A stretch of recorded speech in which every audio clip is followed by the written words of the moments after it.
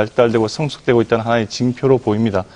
그런데 표현의 자유라고 하는 것이 무한정 보존될 수는 없고 보호될 수는 없고 그것이 어떤 목적을 위해서 기여하고 있는가에 관해서 우리가 항상 유념을 해야 합니다. 올바른 민주정치의 실현을 위해서 필요한 것이고 따라서 허위사실이라고 하는 것을 무한정 유포하는 것을 보호해 줄 수는 없습니다. 그건 다른 기본권과도 충돌되는 게 있기 때문에 그 부분에 대해서는 우리가 추후에 좀 더 자세한 쟁점별로 제가 말씀을 드리고자 합니다. 두 번째는 진영적인 사고로 이런 문제를 다룰 때는 우리가 지금 한국 사회가 좌우 갈등이 굉장히 심한데 진영적인 사고를 벗어 던지고 객관적이고 합리적인 우리가 사고를 해야 된다는 것을 말씀드리고 싶습니다.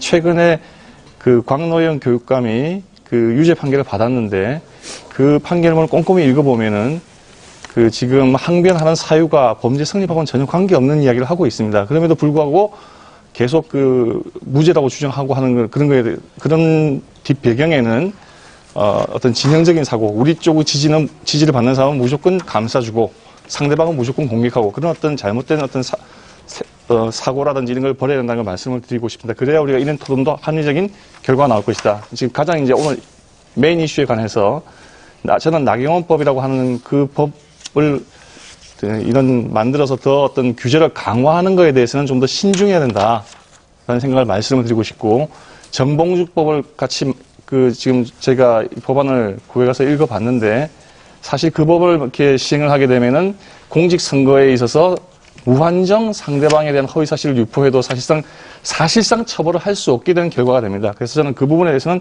그런 법은 만들어져서는 안 된다. 그게 제 기본적인 입장입니다. 좀 더 자세한 내용은 다음 토론에 말씀드리겠습니다. 그러니까 현재보다 완화가 되는 것은 반대한다 이런 말씀이신 거죠? 네, 지금 정봉주법을 도입을 해서 예. 그 공직선거법에 있어서 허위사실을 유포했을 때 더 처벌하는 것을 어렵게 만드는 그러니까 마음껏 상대방에 대한 어떤 그 의혹 제기를 하면서 허위사실을 중간중간 끼워 넣는 그러니까 그 반대라는 말씀이신 거고요. 예, 그거는 반대입니다. 그런 법안은 결단코 반대이고 두 번째 아까 말씀드린 건 지금 형법도 지금 같이 개정안을 만들어 놨습니다.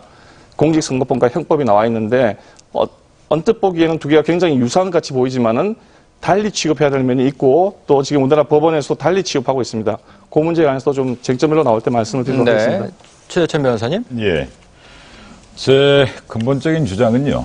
나쁜 주장에 대한 가장 적합한 구제수단은 좋은 주장이다. 이겁니다. 좋은 주장으로 나쁜 주장을 물리쳐야지.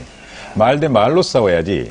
말을 법이나 규제나 억압으로 다스리고 통제하려는 발상 자체가 지극히 전제적이다 이 말씀을 드리고 싶고요. 두 번째는 사실 정봉주법도 없고 나경원법도 없습니다. 다만 정봉주 사건을 계기로 우리 사회가 정치적 표현의 자유를 얼마나 억압하고 있는가.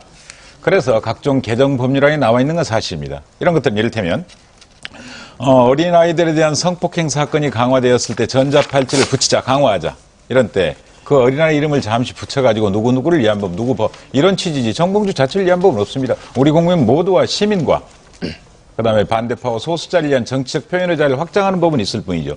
마찬가지로 나경원법도 없습니다.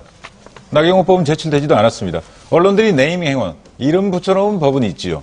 그 법은 표현의 자유에 대해서 좀 더 규제하고 법의 개입을 강조하는 법입니다. 그렇다면 이 토론의 쟁점, 이것은 제목에 나와 있듯이 표현의 자유를 강화할 것이냐 아니면 좀 더 규제할 것이냐 이렇게 생각을 할 때 저는 표현의 자유는 최대한 보장해주고 완화시켜주고 이게 옳다는 입장입니다. 제가 좀 말씀드리겠습니다. 네. 우리 최재천 변호사님께서 말씀하신 바와 같이 과거의 성폭행 사건에서 그 피해자 이름을 딴 법을 언론에서 얘기했지만 그 피해자 가족들이 반대를 했어요.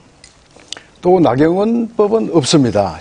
실체가 없는 것이죠. 그건 언론에서 붙인 네이밍이라고 제가 말씀드렸는데 정봉주법은 있습니다.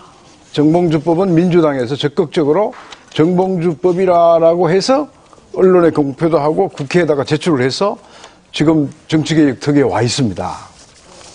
이게 이 점에서 특이한 거죠. 왜 정봉주법이라고 이름을 붙였느냐. 내용을 들여다보면 현재 허위사실 공표 공직선거법 250조가 이제 규정하고 있는데 여기에다가 정봉주법은 소위 정봉주법은 허위사실을 알아야 되고 알고 있어야 되고 또 이제 초과 주관적 요소인 후보자를 비방할 목적을 또 요구합니다. 근데 이것은 뭐 법이론적으로 그렇게 주장할